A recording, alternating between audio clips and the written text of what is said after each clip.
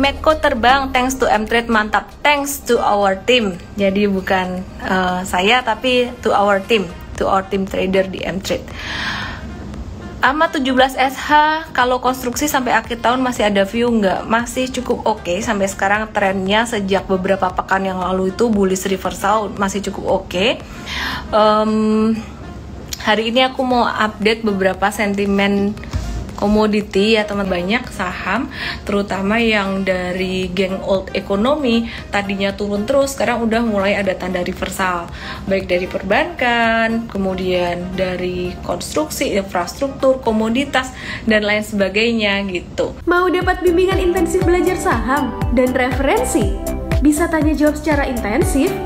Yuk, daftar M-Trade sekarang di mtrade.id/whatsapp atau klik di bawah sini ya.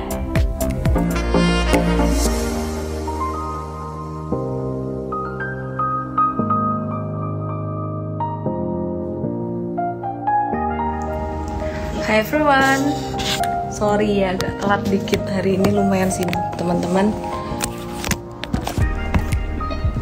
Better late daripada enggak ya teman-teman ya. Oke, aku coba pasang dulu. Halo semuanya, selamat malam, apa kabar semuanya? 5 minutes late. Halo Iksan, Yuwandi, Dewi, dan kawan-kawan semuanya. Gimana kabar portfoliomu hari ini?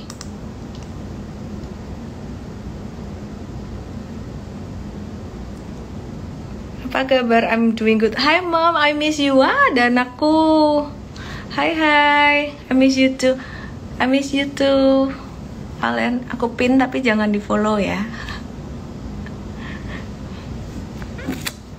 Iya, jadi aku lagi keluar kotaan nih ya. Menurut Miss investasi itu gak pernah cut loss ya? Nggak juga sih. Kalau investasi itu cut lossnya pakai analisis fundamental, bukan pakai teknikal. Jadi kayak Warren Buffett pun dia juga pernah cut loss ketika berinvestasi. Cuman cut lossnya dia tuh lebih karena ngelihat prospek fundamental kayak bisnis modelnya ke depan nggak bagus, atau mungkin karena proyeksi laporan keuangan earningsnya nggak bagus kayak gitu. Jadi salah satu yang Warren Buffett lakukan seperti dia menjual perusahaan-perusahaan airlines di awal masa pandemi karena dia ngelihat bahwa proyeksi keuangannya bakalan jelek banget. Dan sebenarnya Warren Buffett yang ia lakukan waktu itu tuh bukan cut loss. Yang ia lakukan waktu itu dia lagi take profit gitu, karena dia beli perusahaan-perusahaan airlines tuh ketika valuasinya lagi murah banget gitu. Jadi kayak istilah kata tuh trailing stopnya dia. Semoga dipahami ya. Jadi bukan karena harga sahamnya gitu, meskipun setelah itu harga sahamnya yang mengikuti turun gitu. Thank you Anthony Yu depannya pakai angka 4. Anthony Yu ya, langsung aja DM saya MT7 nama email WhatsApp karena pertanyaan kamu bagus gitu. Halo semuanya, AGI tolong dibahas. Medco terbang thanks to M-Trade, mantap, thanks to our team. Jadi bukan saya tapi to our team trader di M-Trade. AMA 17SH, kalau konstruksi sampai akhir tahun masih ada view nggak? Masih cukup oke. Sampai sekarang trennya sejak beberapa pekan yang lalu itu bullish reversal, masih cukup oke. Hari ini aku mau update beberapa sentimen komoditi ya teman-teman, cuman tunggu ya, aku tunggu teman-teman yang lain bergabung dulu. Aku akan update sentimen global nasional, IHSG, dan pastinya juga saham-saham.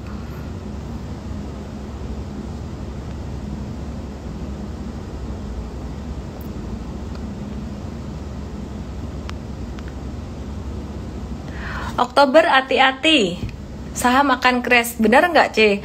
Pertanyaan dari Oko 862739. Secara historikal dari tahun ke tahun bahkan sampai ke tahun 1929, memang bulan Oktober itu menjadi bulan yang terendah ya. Jadi bulan bottom gitu loh. Jadi kalau misalkan saham turun itu bottomnya di bulan September atau Oktober, rata-rata memang kayak gitu. Tapi yang perlu saya ingetin buat teman-teman semuanya, yang perlu saya garis bawahi adalah justru jangan takut. Justru kalau yang namanya terendah itu artinya akan terjadi pantulan, akan terjadi rebound. Nah, seperti yang saya lihat saat ini tuh udah mulai banyak saham, terutama yang dari geng old economy, tadinya turun terus, sekarang udah mulai ada tanda reversal. Baik dari perbankan, kemudian dari konstruksi, infrastruktur, komoditas, dan lain sebagainya gitu. Terus hari ini kita ngelihat CPO. Teman-teman kalau ngikutin Instagram live aku kemarin, aku udah mention CPO, dan basically itu kerja tim juga, tim Mtrade. Kemarin sore tuh report ke saya bahwa ini sektor CPO kayaknya belum jalan nih gitu, jadi potensial jalan. Tadi pagi di morning briefing juga dibahas tentang sektor CPO yang mulai jalan, dan sore hari ini tuh udah mulai aktif. Jadi kalau batubara udah bangun, harga saham batubara udah bangun, kemudian konstruksi bangun, oil, Medco, dan juga Elsa juga bangun. Tadi pagi juga di mention, di highlight di morning briefing Mtrade. Ya, CPO ini akan mengikuti ya. Kenapa? Karena harga CPO-nya ini mendekati, dia bakalan naik mendekati level all time high gitu. Nah, kenapa sih CPO ini naik? Karena kasus COVID di Malaysia tuh masih tinggi, dan ini menjadi satu sentimen di mana produksi CPO akan turun, akan rendah. Nah, kalau kita ngelihat komoditi itu sebenarnya simple aja. Kita ngelihat supply and demand always kayak gitu ya. Jadi kalau misalkan supply-nya turun, produksinya turun, terus kemudian demand-nya naik, most likely harganya akan naik, harga komoditas naik. Tapi selama ini harga komoditas naik, kok harga sahamnya nggak ikutan naik? Beberapa saham komoditas itu nggak naik karena faktor ESG, itu yang pertama. Kemudian yang kedua, karena investor saham di Indonesia, investor-investor di Indonesia ini lagi pada melihat perusahaan-perusahaan teknologi beberapa waktu yang lalu, dan juga termasuk digital banking.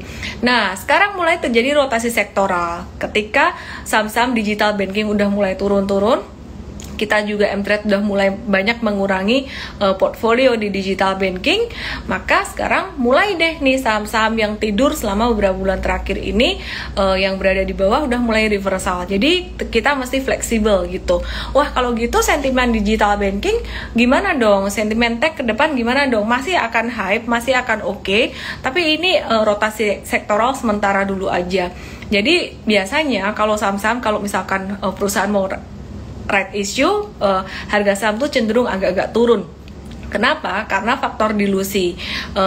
Investor saham tuh nggak mau sahamnya terdilusi. Dilusi itu apa? Aku udah jelaskan di Instagram live kemarin dan juga 2 hari yang lalu gitu. Nah, teman-teman, demikian pula yang terjadi dengan saham-saham bank digital. Nah, saham-saham bank digital ini juga banyak turun. Salah satu faktornya adalah karena right issue itu tadi. Kemudian sementara menunggu saham-saham bank digital kayak BBYB, bank kembali mulai aktif, kita mesti fleksibel, jangan kaku, jangan fanatik harus saham bank digital gitu. Tapi kita mesti ngelihat untuk potensi yang lainnya. Nah, potensi yang lainnya di sini kita mulai ngelihat komoditas, termasuk salah satunya selain batubara, oil, gas, CPO, kita juga mulai ngelihat nikel-nikelan lagi, jadi Antam, Inco kayak gitu ya teman-teman. Oke, aku lupa sampaikan disclaimer, view aku yang aku sampaikan melalui Instagram live malam hari ini based on Mtrade research secara fundamental dan teknikal. Tapi pastinya tetap akan ada fluktuasi dalam jangka pendek, jangka menengah, jangka panjang. Teman-teman harus siap dengan risiko dalam investasi saham dan juga kripto. Caranya gimana? Caranya ya dengan diversifikasi dulu di awal. Start small dan diversifikasi. Oke. Miss, aku telat masuk Indi, apakah masih bisa masuk? Buat yang telat masuk di saham-saham komoditas, coal, itu jangan dikejar ya. Kenapa? Karena kesempatan selalu ada tiap hari. Better tunggu retracement, otherwise masuk ke sektor yang lainnya. Contohnya CPO gitu. Yuk kita lihat Medco gimana. Kemarin Medco ada di mention, dan di Mtrade itu udah diinfoin beli dari beberapa hari yang lalu sebenarnya. Hari ini tadi tuh cuman ngingetin aja, nge-remind doang. Medco Ya, Medco itu udah direkomend dari 15 September untuk jangka menengahnya udah cuan sekitaran 8-12%, sedangkan untuk jangka pendeknya baru 24 September kemarin sebenarnya udah sempat jualan waktu itu Medco-nya. Udah sempat take profit, udah sempat cut loss juga. Terus ini buyback lagi yang short term itu 24 September kemarin, dan tadi masih masuk range buy.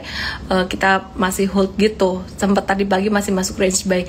Dan so far sih kita bersyukur si Medco ini di M-Trade udah untung 8-11% gitu. Oke, aku coba lihat ya chartnya. Cakep banget chartnya Medco. Medco itu hari ini dia keluar dari stage 1-nya mulai menuju stage 2 atau masa uptrendnya dengan targetnya sekitar 585 sampai 610. Cakep ya. Disclaimer juga teman-teman ya. Jadi ini tinggal ngehold aja, M-Trade udah beli beberapa hari yang lalu, tadi tinggal remind aja. Ya ampun. Jatuh dia.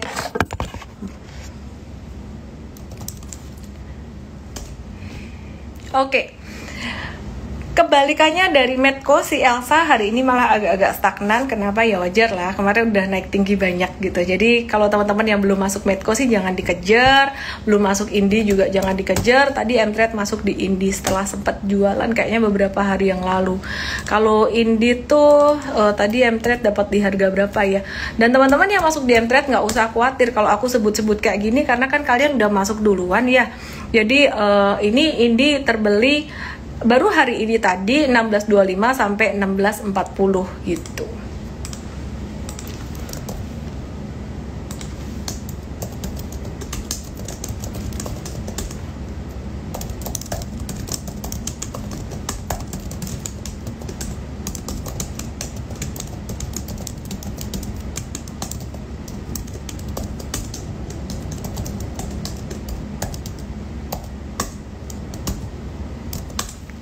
Oke, terus masih dari sektor komoditas, Miss, kenapa agro ARB? Kan tadi aku udah bilang saham-saham bank digital secara ini. Malam ini nggak lama ya Miss, ada yang kangen di komen. Tahu aja ya, ntar aku mau telepon anakku sih, mau telepon ya. Ada yang kangen di komen, dah aku hilangin komennya dia. Properti gimana? Masih ada sentimen positif nggak buat kedepannya? Properti ini kelupaan aku sebut tadi, tapi dia termasuk old economy yang lagi di bawah dan yang berpotensi untuk mengalami bullish reversal gitu. Jadi untuk properti ini juga termasuk yang masih akan cukup bagus untuk beberapa bulan ke depan setidaknya. Ya itu view aku ya, mungkin kalau jangka pendek masih agak-agak slow. Sekarang yang lagi rame itu komoditi, tapi ya kalau properti sih beberapa bulan ke depan tuh masih akan menarik gitu. Dan suku bunga juga masih cukup rendah ya, dan ini saat ini aku ngelihat daya beli masyarakat juga udah mulai meningkat gitu. Jadi penjualan properti kemarin kalau aku lihat data pre-salesnya juga udah mulai naik untuk beberapa perusahaan properti. Terus aku mau highlight untuk CPO. Jadi tadi pagi M-Trade tuh bahas CPO dan hari ini CPO naik. Congrats buat teman-teman yang udah lama di CPO, yang nunggu CPO nggak jalan-jalan, alinya nyangkut. Hari ini tuh breakoutnya tuh cakep banget. Hari ini breakoutnya bagus banget. Jadi si Ali ini kemarin sebenarnya udah breakout dikit. Cuman hari ini tuh dia naik dari MA, let me check ya, biar saya nggak salah ngomong, aku pastiin dulu nih, MA 100, jadi bagus banget. Terus MA 20 nya tuh udah mulai golden cross MA 100 gitu. Dan hari ini volume transaksi CPO AALI khususnya saham AALI ini ngelonjak, sebentar aku hitung dulu, dibandingkan dengan kemarin itu ngelonjaknya sekitaran 10 kali lebih. Jadi hari ini tuh tanda yang sangat bagus banget. Nah, short term atau dalam 1-2 hari ke depan itu bakalan mencapai target sekitaran 9850 sampai 10 ribuan. Buat kamu-kamu yang belum punya AALI sih nggak usah khawatir ya, nanti akan ada retracement, akan ada koreksi, itu mungkin sekitaran level 9.000 atau 9.100 tuh masih bisa gitu. Jadi skenarionya sih mungkin besok akan naik dulu, kemudian pekan depan akan ada koreksi normal. Nah kalau ada koreksi normal boleh tuh teman-teman mulai entry. Untuk Mtrade sendiri thanks to our team. Jadi ini bukan saya, tapi our team ya, karena aku hari ini tinggal ngecek aja kayak Mtrade ada trading apa aja gitu. Aku trading juga, aku ngelihat market juga, tapi kadang-kadang aku ada meeting ini itu buat kembangin Mtrade juga ya pastinya. Jadi di sini ini kerja tim bareng-bareng. Aku lihat untuk AA-nya sorry agak serak ya teman-teman. Ali di 8725 sampai 8750 tadi Mtrade udah cuan sekitaran 6%. Congrats buat teman-teman yang ikut, dan thanks to our team trader, to our team coach, dan juga LSIP London Sumatera Indonesia atau London Sumatera Plantation itu naik sekitaran 7%. Naik volumenya tuh dibandingin dengan kemarin 96 dari 26. Itu naik sekitaran 3,6 kali ya. Jadi memang masih lebih sadis kenaikan volumenya tuh di AALI. Terus kalau untuk LSIP sendiri masih boleh dibeli nggak sih? Sebenarnya udah agak telat ya teman-teman kalau misalkan buat swing trading. Cuman kalau teman-teman mau beli buat hold sampai beberapa bulan ke depan sampai window dressing tuh ya ditunggu koreksinya aja sekitaran di bawah level 1170 gitu. Jadi Mtrade tadi udah masuk buat jangka pendek dan jangka menengah juga gitu teman-teman. Terus selain LSIP ada juga BBPT. BBPT hari ini juga volume transaksinya lumayan tinggi, tapi kalau aku sendiri prefer ke LSIP, dan ya LSIP tuh menarik ya. Terus di SNG aku mau cek, di SNG ini bagus juga. Di SNG hari ini juga bagus, tapi secara fundamental tuh aku paling suka tuh LSIP sebenarnya. Kenapa? Mtrade bukan aku ya. Mtrade tuh paling suka LSIP. Kenapa? LSIP itu dia sangat efisien sekali.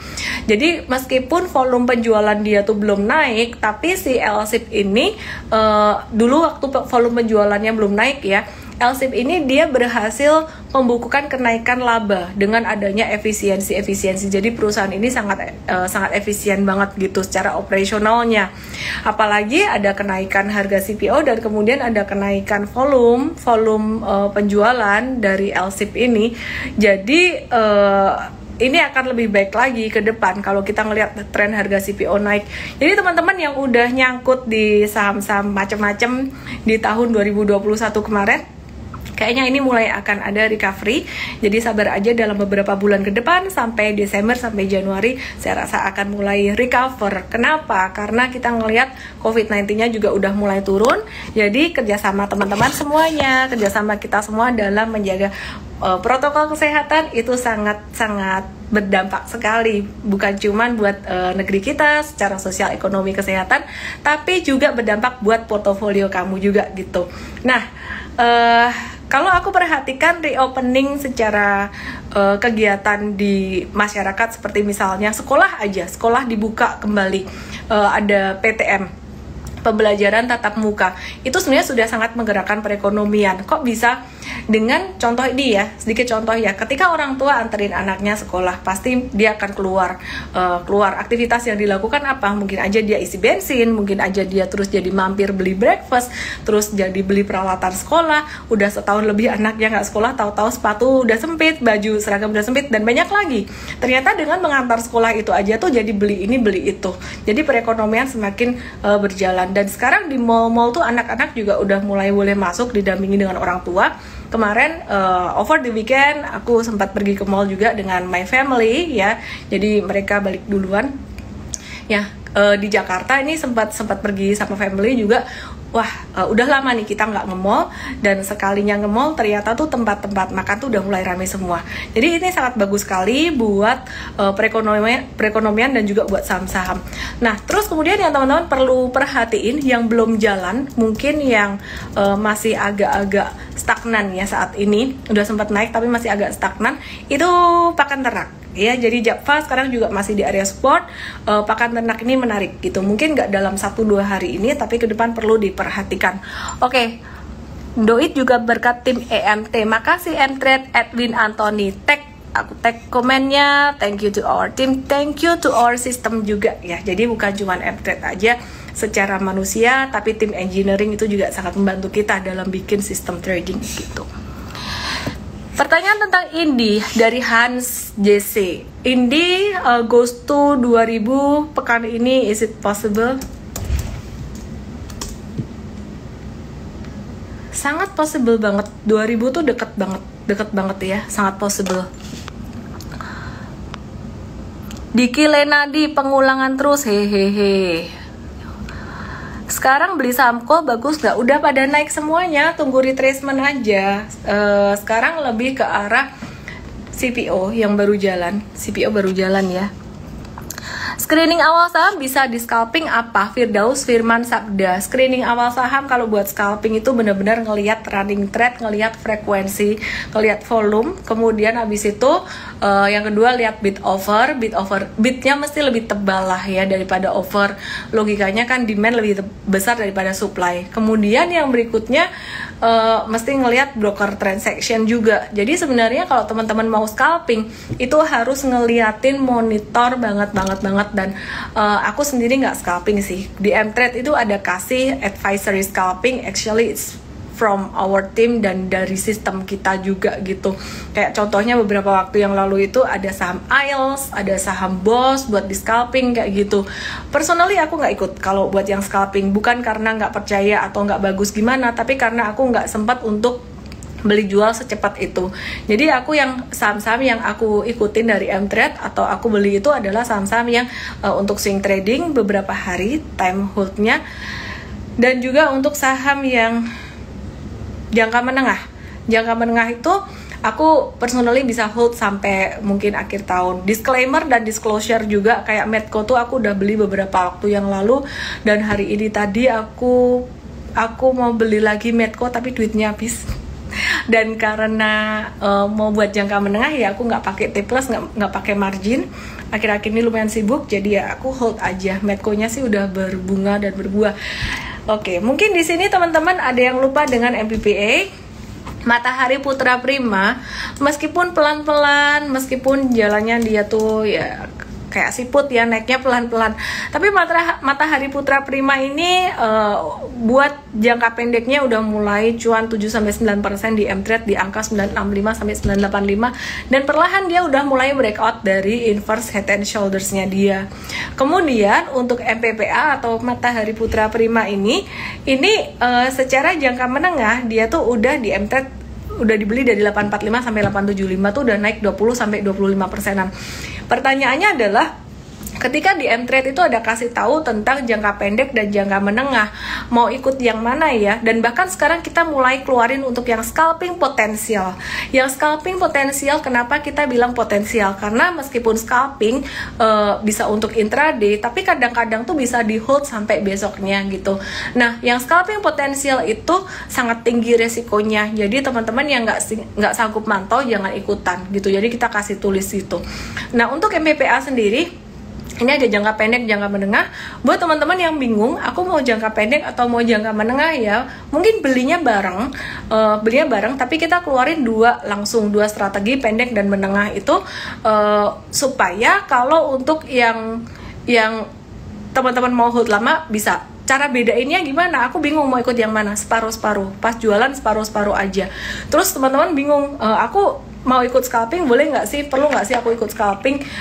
Jawabannya sih caranya simpel aja. Mau tahu teman-teman bisa scalping atau enggak tuh simpel aja. Bisa mantau layar enggak sepanjang hari? Kalau pengangguran gabut banget bisa mantau layar ya silakan. Kalau nggak bisa mantau ya jangan. Itu aja.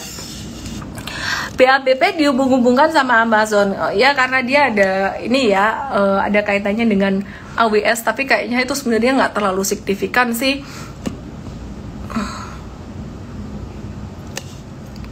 Jeffrey Fang, apakah saat ini sudah mulai adanya sektor rotation dari tech sektor ke old economy kembali?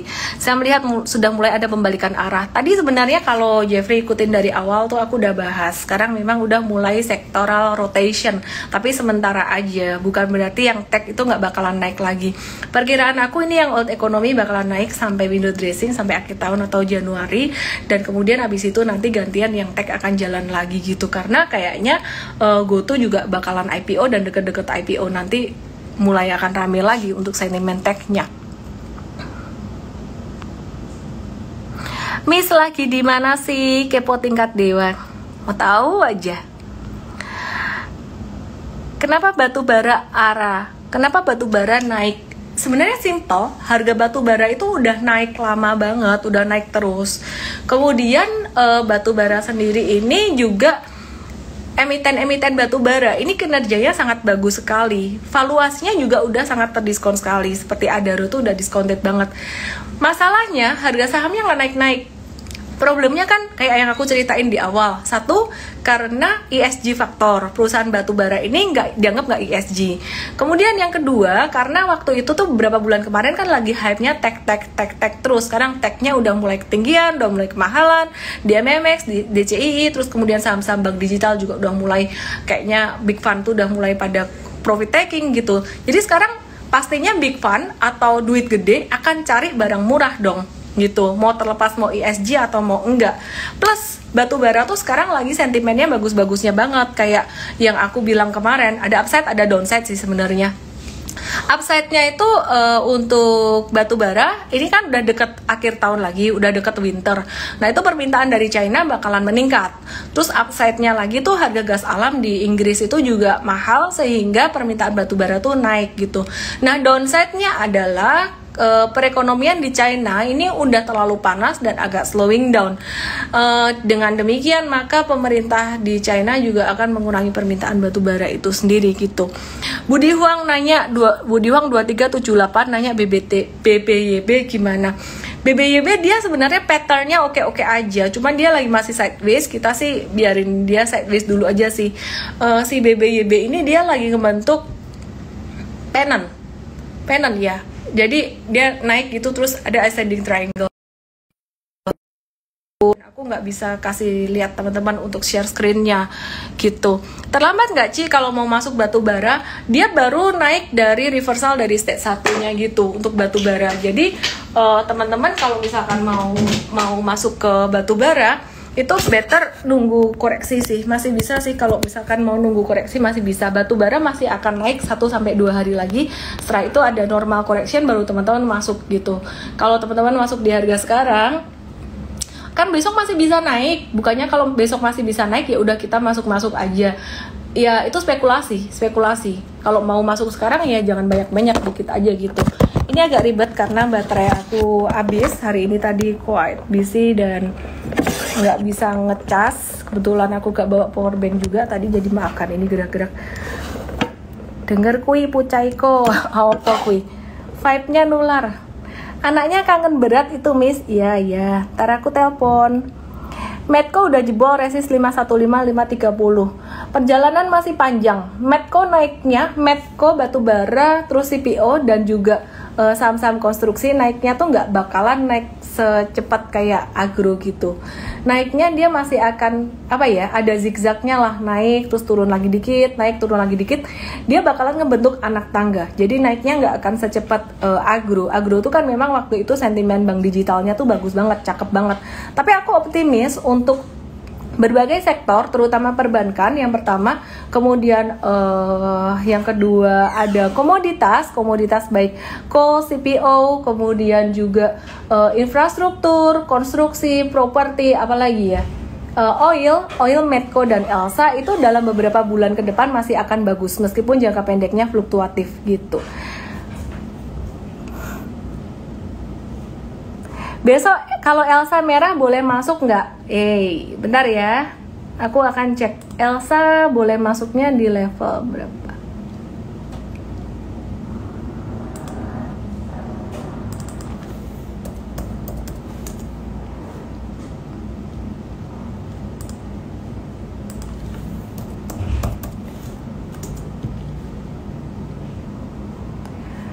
Ya, gini sih teman-teman. Elsa itu kalau teman-teman buat swing trading itu udah agak telat. Tapi kalau buat mau simpan sampai akhir tahun, sampai window dressing itu masih bisa sebenarnya.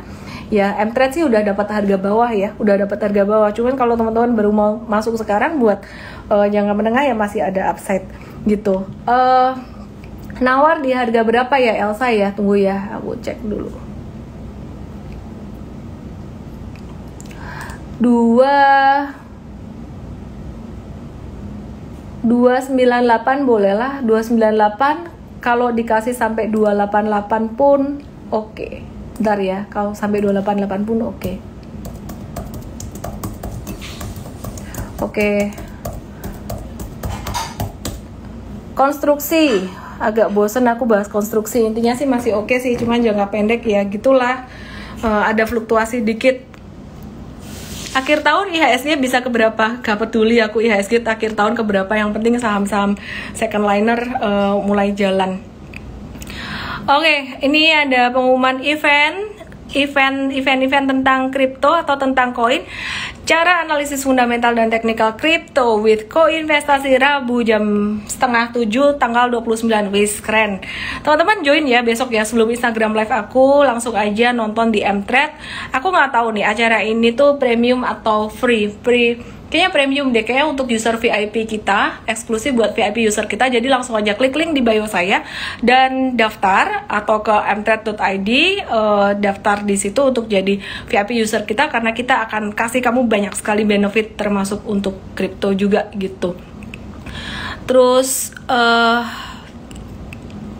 resisten nanya lagi Chansin, resisten ini bisa tercapai nggak di 2000? Tadi aku udah jawab itu. Bisa. Ini kalungnya beli di mana? Mau tahu aja. LSIP gimana? LSIP udah aku bahas juga guys. Mau diulang nggak? Nggak usah ya. LSIP masih oke, baru breakout hari pertama. Besok bisa naik lagi kemungkinan sampai 12.35 sampai 12.50-an. Abis itu akan ada koreksi normal. Kalau ada koreksi normal sekitaran 1180 sampai 1140 itu masih sangat bagus sekali ya, masih sangat bagus sekali. ICBP bisa buat invest sampai akhir tahun nggak? ICBP tuh tadi sempat kemarin sempat aktif ya. ICBP dan Unilever tuh kalau mau invest jangan buat akhir tahun deh. ICBP dan Unilever kalau mau invest tuh buat sampai sekitaran setahun gitu. Oke. INKP gimana?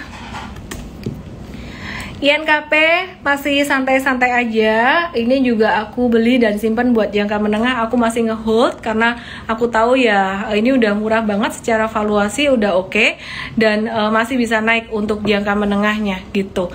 AGII gimana? AGII aku agak-agak enggak dulu deh. Kenapa? Karena ya ini sebenarnya masih naik trennya. Tapi instead of AGII, aku lebih prefer ke Saratoganya gitu, yang punya holdingnya. Dan patternnya Saratoga ini cakep banget teman-teman. Saratoga bagus banget dan saham-saham dia lagi banyak naiknya gitu. Nah kalau untuk AGII sendiri aku agak-agak ngelihatnya tuh gini, sentimen COVID-19 ini kan udah mulai turun. Jadi permintaan untuk oksigen kesehatan mungkin juga nggak akan terlalu tinggi. Jadi ya nggak tahu deh, short term trading aja kali ya buat teman-teman yang punya.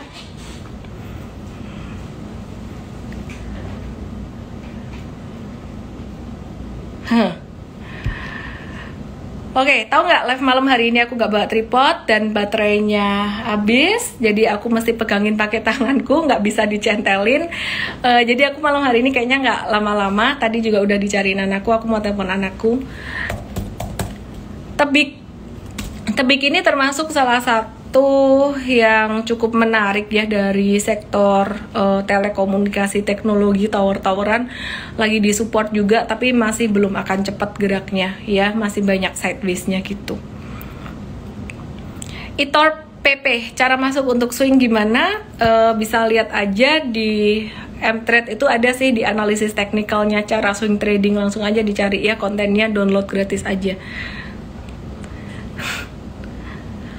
I think hampir semua pertanyaan udah aku jawab. Kalau misalkan ketinggalan, langsung aja di recheck ulang. Hari ini tadi aku ada bahas banyak banget tentang CPO, tentang batu bara, tentang oil, tentang apa lagi ya?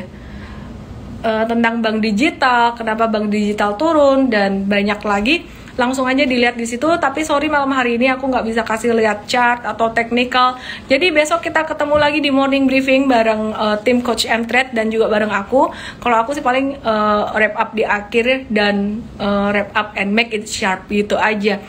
Oke, buat teman-teman yang malam hari ini,